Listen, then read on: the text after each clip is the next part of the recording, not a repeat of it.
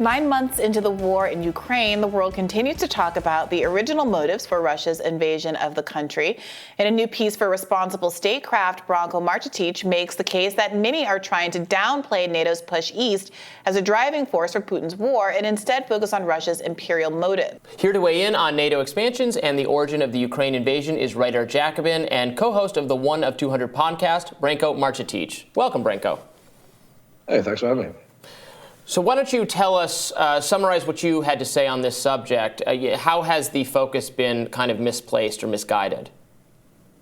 Well, I mean, I think that the prevailing narrative in the West, certainly in the US, is that NATO and policies around it have had nothing to do with the invasion, that essentially the invasion would have happened anyway because Vladimir Putin is kind of bent on imperial expansion. He wants to restore the former Soviet Union. He wants to reincorporate Ukraine, into Russia, and I think that's kind of the way that most people have come to see this because of just a wave of I'll be a little uncharitable here, propaganda since the war began. Now, to some extent, I can understand this because no one wants to appear like they are lending some sort of credence to any sort of Russian narrative around this war when it's in the middle of, the country's in the middle of invading another sovereign nation and doing some pretty horrific things while it's doing it. But I think it's important to understand the causes of the war, because if we don't understand the causes, we don't understand the way or why it started, we're more likely to make the same mistakes that led the war to begin in the first place. I think that's the key thing to think about here. I think a lot of this discussion around NATO, around the history of US policy, has been interpreted in this kind of martial climate that we're in as sort of part of a blame game, or it's meant to be part of a moral adjudication of who's really at fault. And I think the bigger thing is it's about understanding why the war began and understanding how we can prevent similar conflicts from erupting, not just in Russia and in Eastern Europe, but in other places. There's a very similar thing happening right now with the China and Taiwan issue, which could easily lead to a very similarly disastrous war. Yeah, I think that's such an important point. I think that people are right to say that they don't, or you're right to identify the fact that people don't want to talk about, the broader political context for the start of the war because they don't want to seem to be excusing an invasion or justifying an invasion.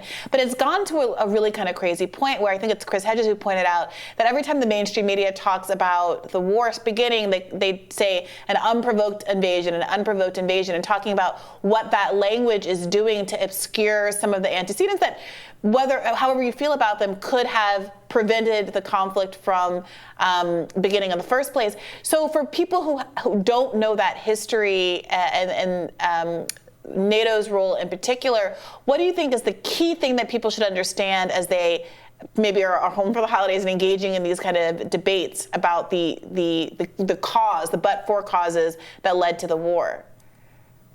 I mean, the history of Russian hostility or grievances around NATO expansion, not just NATO expansion, that's one major policy in a sort of panoply of different things that the US has done that the Russian elite have not been fans of over the decades.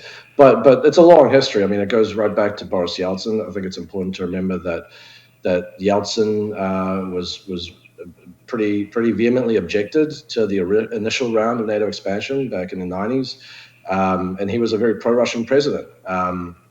When NATO ended up bombing Yugoslavia, that actually led to a pretty severe rupturing of relations between Russia and NATO.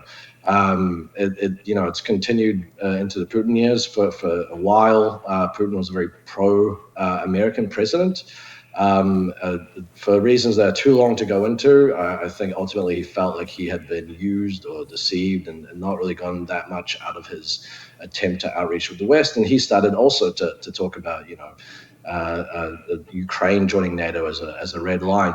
To skip ahead quite a bit, just in the lead up to this particular war, For instance, the piece that I highlight in what I wrote was this big Washington Post report that was based on, I think, dozens of interviews with U.S. officials, NATO officials, Ukrainian officials. It was sort of meant to give us an idea of the run-up to the decision to invade. And there's at least 4 instances where U.S. officials are talking to Russian officials, sometimes Putin, sometimes senior people under him, and they all say the same thing, which is that they are unhappy about NATO's eastward encroachment over the years, and that is a big part of the motivation. And in fact, there's one particular instance. There's a video call that Putin and Biden had in December, early December, and what the Washington Post says is that Putin tells Biden that the eastward expansion of NATO is a big part of the reason why he has moved troops to Ukraine's border. So in other words, the reason that he is threatening to essentially to invade Ukraine is in response to this long-standing grievance. So he's saying it outright, and I think people tend to. People are very selective. They pick and choose which parts of Putin's words they want to cite, and often people will focus on the kind of nationalist rhetoric around Ukraine not being really a separate country, but Ukrainians and Russians being one people, and that is real. I mean, I think that does reflect a very real nationalist attitude within Russia, and probably one that Putin holds. But I think it's also important to know that these are always public-facing speeches. Putin is a politician, just like anyone else. In the same way that George W. Bush citing democracy, spreading democracy, was not necessarily the entire story of his decision to say invade Iraq. We have to look at Putin's speeches in the same way, and I think it's important to note that in those speeches, as well as privately, Putin also almost always takes care to note that he's unhappy about the fact that Ukraine is kind of, in his words, being used as an outpost by people unfriendly to Russia to potentially be used as a springboard against Russia. But people tend to ignore that stuff. One of the examples I cite is the big speech he gave before he recognized the independence of those breakaway republics, and people said, "Well, look, if this was about NATO, wouldn't he have said something about it in the speech? I mean, it doesn't appear at all." Actually, if you read the speech, it appears literally 40 times. He mentions. I think again, I understand why people are hesitant to kind of go into this particular subject, but it is really important. Because if we don't, we're going to keep repeating the same terrible history over and over again. Well, Branko, thank you so much for joining us today. We really appreciate it. Thanks for having me. And we'll have more Rising right after this.